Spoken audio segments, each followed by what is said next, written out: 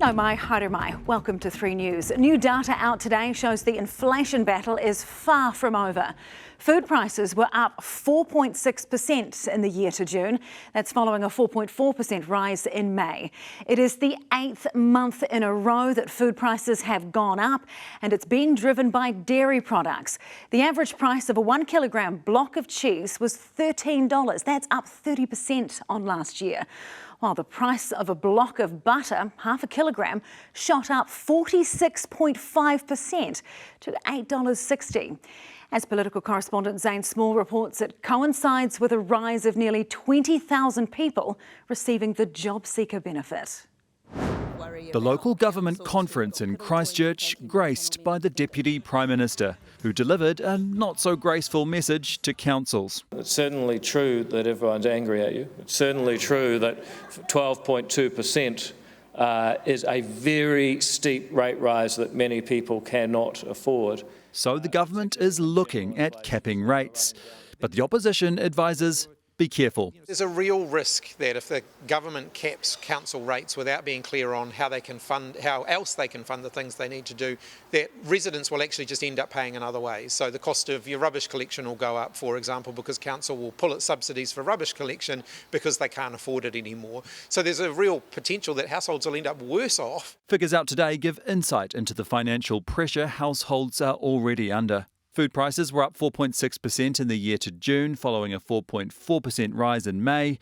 It's the 8th month in a row that annual food costs have gone up, and it's been driven by dairy products. $8.19 for 500 grams, half a kg of butter, is insane. A lot of it is due to international supply conditions for various items. We've seen it, of course, in dairy and meat prices particularly, which New Zealand exports, and we tend to pay the international price. Cost of living is the main issue for New Zealanders at the moment, so it's continuing to hurt them, and there's no reprieve from the government, despite the fact that they campaigned heavily on addressing the cost of living issues. Labor let inflation get to 7.3% and stay out of target band for 3 years. So I will not be taking a lecture from that party. We recognise that things are tough. I mean, I'll just be sitting in my office at night sometimes, it's like 10:30, you're just tapping away.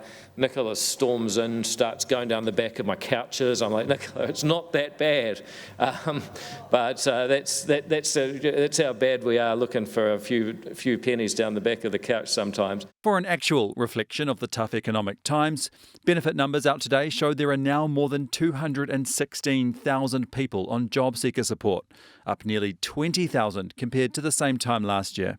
At the same time, the government is cracking down on beneficiaries who fail to meet their obligations to find work. In the 3 months to June, the Ministry of Social Development issued more than 13,000 sanctions where a benefit is reduced as a penalty for failing to show up for a meeting, for example. That's up from over 10,000 sanctions during the same time last year. We are expecting the labour market to start to show more signs of a turnaround later towards the end of this year, and hopefully that will start to ease the pressure on benefit numbers that we've seen. The government will certainly hope so. Zane's with us now, and Zane, David Seymour had another message for councils, although plenty of people think it was just a little bit of hot air. That's right, and you'll soon see why. David Seymour had a speech prepared to deliver to the local government conference today, and media got a written copy of the speech beforehand. And it included comments about the Resource Management Act and how the government wants to streamline the consenting process. And in the written speech, Seymour took issue with karakia often being performed before work begins on a site. He's quoted saying the consenting process demands ceremonial chanting. Now, he didn't end up talking about karakia in his verbal speech because we're told he ended up ad-libbing. So I asked him about why he didn't say that when he got back to Parliament today. Why didn't you mention it, and what did you have to say about it? There's no particular reason, but it's true.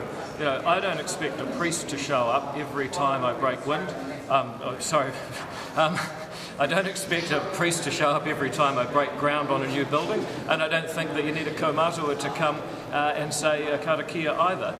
Now, there has been some pushback to Seymour's comments about karakia. Labour MP Penny Henare said, and I quote, "This tells me the Deputy Prime Minister clearly has no respect for Māori, but is happy to have a prayer that starts the daily sitting of Parliament." Yes, that didn't quite come out the way he intended it, did it? Righto, Zane, thank you so much.